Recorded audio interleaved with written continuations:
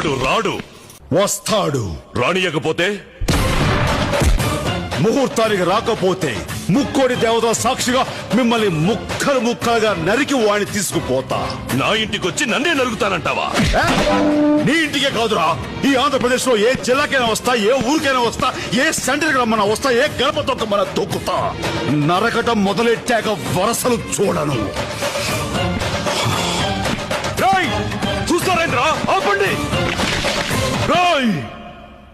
ఆయుధం లేకుండా వచ్చినావు, మా గడప దాటి ఎట్టా పోతావు? ఆయుధాలు మీకు కావాలరా, నాకు చాలు. నరుకుతా. సయ్యా సై అంటే సెకండ్ కో హెడ్ తీసుకెళ్తా. ఇంద్రసేన రెడ్డి.